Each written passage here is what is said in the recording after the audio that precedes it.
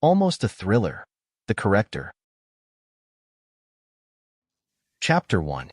Well shielded from the less pleasant environment, the solvent tourist in the Crusoe Club, in one of the poorest countries in the world, led an even carefree and pleasant life. In contrast to the majority of the native population, which was already granted to enjoy on earth the infinite privilege of being allowed to savor a foretaste of the Christian hell and eternal damnation, really paradisiacal conditions prevailed in the resort of upscale, Western travel culture. The specialist, let's call him Rat's Inn, because names are smoke and mirrors, sipped his non-alcoholic drink and watched with an amused glint in his eye the clueless, mostly Teutonic luxury vacationers. Sheep they all were after all. It would be easy for the observer to transport each one of them to a better world within a very short time. For a brief moment, Rat's Inn thought about having a little fun and freeing one of the observed from his pathetically stuffy little existence by means of a funny accident.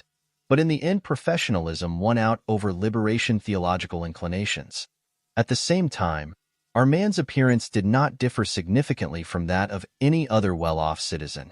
Rather, he belonged to those average types who were readily overlooked because of their supposedly harmless inconspicuousness, an invaluable advantage in his line of work.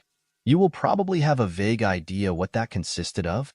Rat's Inn corrected, so to speak, the events of the time, in that the mid-50s man, thanks to his special talent for craftsmanship, made sure that disruptive contemporaries came to an end prematurely before they could touch the circles of true power. Tragic accidents, failed operations, and fatal illnesses were welcomed. However, if all else failed, someone had to be JFK'd or assassinated with less minimal political cover as a last resort. JFK'd? Don't take me seriously. It's all just absolutely unrealistic fiction and full of conspiracy theory anyway.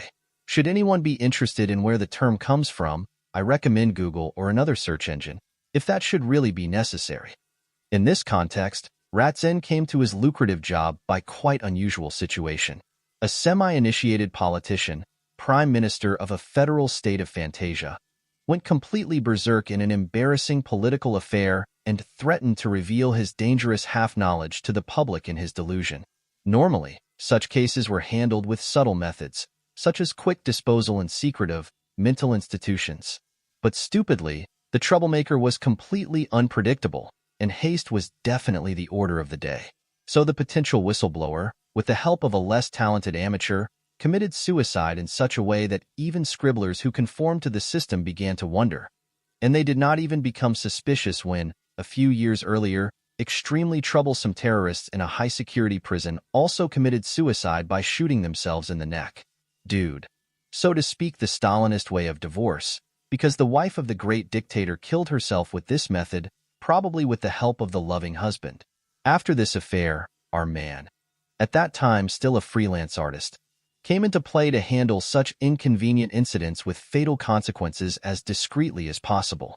In the process, Rat's Inn, codename Corrector, succeeded in a true masterpiece with the new edition of the Red Brigade Union.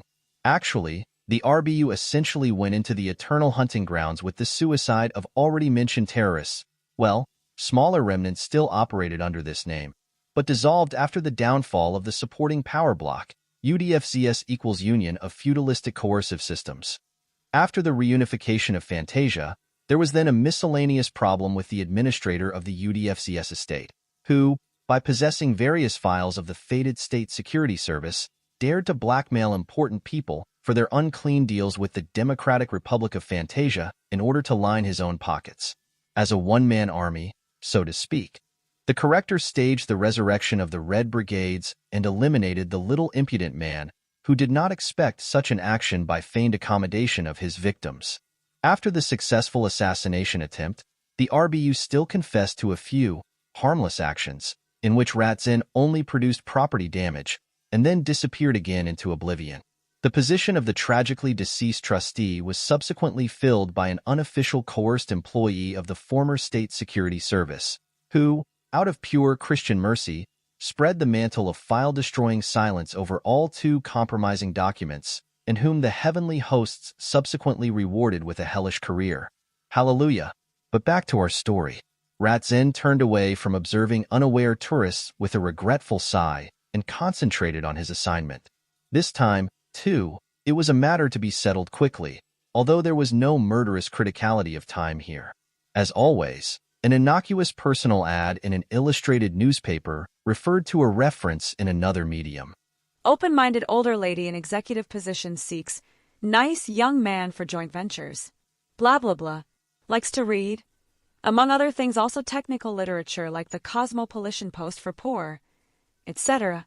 Letters to Schiffer XXXXXX until an appointment 2 weeks in the future.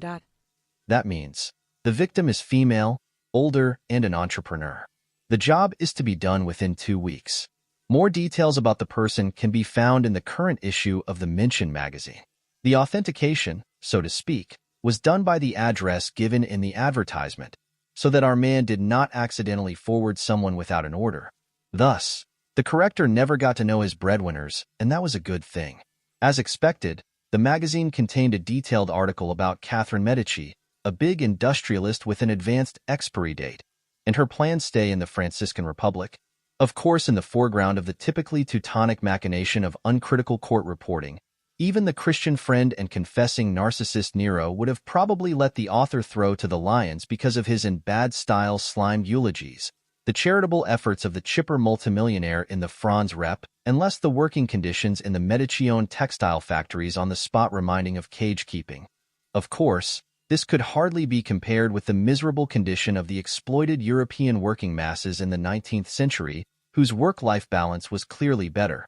Presumably, even brutally oppressed field slaves in the southern states before the War of Secession had drawn a far more favorable lot.